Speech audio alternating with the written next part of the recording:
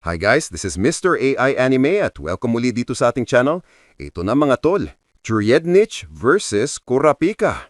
Gaya ng dati, bago tayo magsimula, shoutout muna po kay Sir Michael Angelo Magante. Maraming salamat po sa inyo at sa lahat po ng sumusuporta sa ating channel.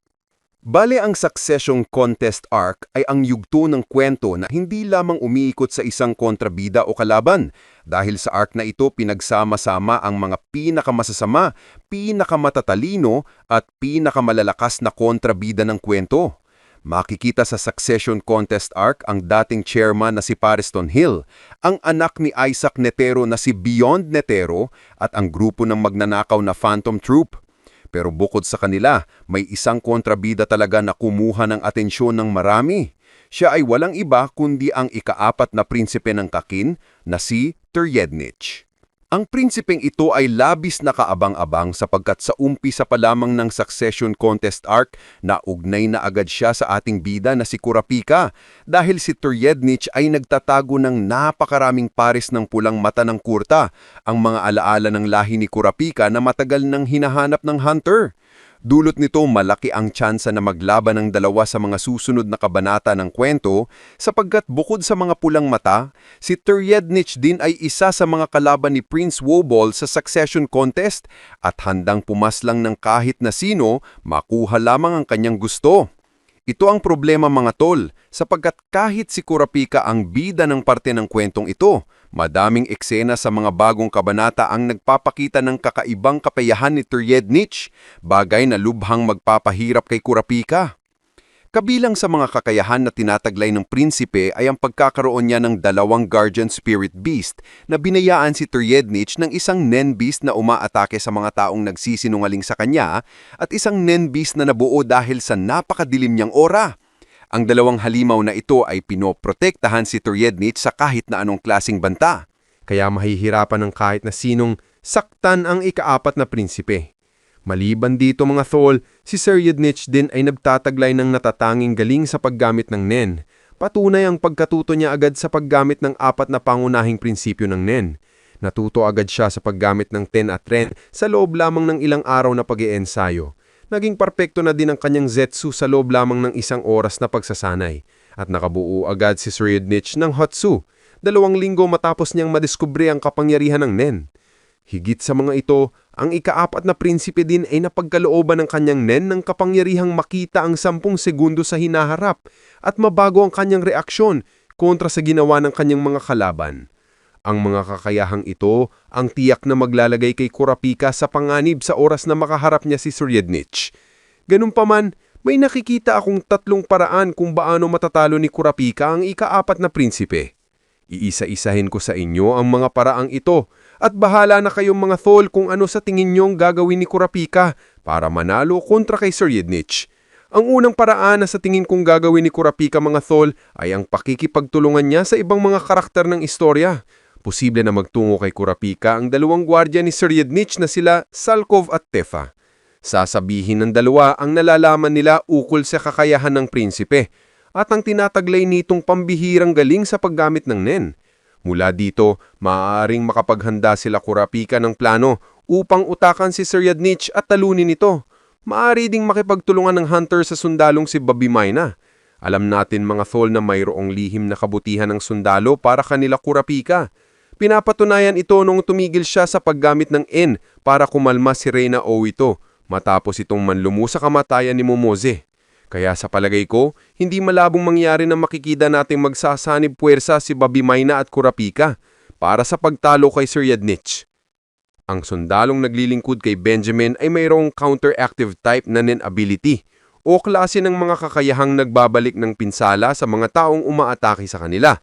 Ibig sabihin, kahit magtagumpay si Tryednich na maiwasan ang mga pag-atake ni Babimayna, hindi niya pwedeng atakihin ng sundalo basta-basta. Dahil may babalik lamang ni Babimayna ang pinsala kay Tryednich sa tulong ng kanyang Nen ability. Bukod sa sundalong ito mga tol, maaari ding sumama na si Melody kay Kurapika upang kalabanin ng ikaapak na prinsipe. Sabihin niyo kung tama o mali ang obserbasyon ko tol, pero natatandaan niyo ba nung gamit ni Melody ang kanyang Nen ability, nagawa niyang mailagay sa epekto ng kanyang kapangyarihan si Tryednich kahit gumagamit ito ng sarili niyang kakayahan? Ibig sabihin, sa pagkakataong binabago ng prinsipe ang reaksyon na gagawin niya para sa hinaharap, pwede pa din siyang mapunta sa ilusyong dulot ng abilidad ni Melody dahil naririnig niya pa din ang musika ng Hunter. Nagbibigay ito sa atin ng idea ukol sa posibilidad na maaaring magsakripisyo si Melody para mailigtas si Kurapika, Fugetsu at Steiner sa pamamagitan lang ng paglagpas kay Sir Yadnich gamit ang piyesa ng Sonata of Darkness. Ang pangalawang paraan mga tol na naisip ko kung paano matatalo ni Kurapika si Sir Yadnich ay ang panghihiram ng Hunter sa mga mas kapaki-pakinabang na Nen ability ng Succession Contest. Gagamitin ni Kurapika ang Steel Chain upang hiramin ang mga abilidad na pwede niyang pakinabangan para matalo si Sir Yadnich. Naniniwala ako na isa sa mga rason kung bakit sa arc na ito ay pinakita ang Steel Chain ni Kurapika ay dahil isa ito sa magiging susi upang malagpasan nila ang isang malaking banta sa Succession Contest. At ito nga ay si Sir Yadnich. May mga bagong Nen ability sa kwento ang sa tingin kong mapapakinabangan ni Kurapika para talunin ng tuluyan si Sir Yadnich. Isa sa mga abilidad na ito ay ang kakayahan ng sundalong si Rihan na tinatawag na Predator. Gamit ang Nen ability, nakakalikha ang sundalo ng isang Nen Beast na lubhang pangkontra sa tinatarget niyang Guardian Spirit Beast. Ang pagiging epektibo o lakas na mayroon ng Predator ay nakadepende sa impormasyong alam ni Rihan ukol sa kakayahan at katangian ng Nen Beast na gusto niyang paslangin. Kung magagawa ni Kurapika na makuha o mahiraman lamang ang Predator ni Rihan, kailangan na lamang niya ng isang taong kagaya ni Tetha o Salkov na makakapagsabi sa kanya ng kakayahan ng mga Nen Beast ni Sir Yadnich. Pagkatapos nito ay makakalikha na siya ng isang perpektong Predator para tapusin ang mga Guardian Spirit Beast ng ika-4 na prinsipe. Sa tingin ko mga tol, ang ikalawang Nen Beast ni Sir Yadnich ang tumutulong sa kanya para makita ang hinaharap kahit naka-Zetsu. Nasabi ko ito sapagkat ang anggulo na nakikita ni Sir Yadnich tuwing tinitignan niya ang hinaharap ay parang ang anggulo ng paningin ng ikalawa niyang Nen Beast, kaya malaki ang posibilidad na kung mapapaslang ni Kurapika ang halimaw na ito, matatanggalan din niya ng abilidad ng prinsipe. Pero bago tayo magpatuloy, kung naghahanap ka ng mga full chapter review ng Hunter x Hunter mula chapter 340 hanggang sa latest chapter 410, bisitahin niyo lang ang channel natin. Naka-playlist na po lahat para madali niyong mapanood. Thank you and let's go back to the video. Ang pangatlong paraan na sa tingin kong gagamitin ni Kurapika para tapatan si Sir Yadnich ay ang mas pagpapalakas ng kanyang Nen sa pamamagitan ng abilidad ng kanyang mga alyado. Sa tingin ko, ang isa sa mga kakayahang aasahan ni Kurapika para mapalakas ang kanyang Nen ability ay ang Eri Rigoron na pagmamayari ng gwardyang si Bell. Alam natin mga tol na gamit ang abilidad na ito, nagagawa ni Bill na mas mapabilis ang pag-unlad ng isang nilalang pagdating sa paggamit ng Nen. Bilang dito ang pagpapalakas ng tinataglay nilang Nen at ang mga abilidad na mayroon sila sa kanilang katawan. Maaaring kapag dumating na ang araw na magtutuo sila Kurapika at Sir Yadnich, gagamitin ni Bill ang Rigoron niya kay Kurapika upang mas mapalakas ang Emperor Time ng Hunter.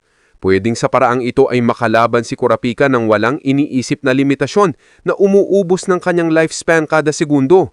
Pwede din namang magkaroon ng ibang epekto ang kanyang bawat kadena, katulad ng mas paglakas ng pinsala ng Dowsing Chain, mas ma-instant na pagpapagaling ng Holy Chain at mas mabilis na pagtama ng Judgment Chain or Steel Chain sa mga kalaban.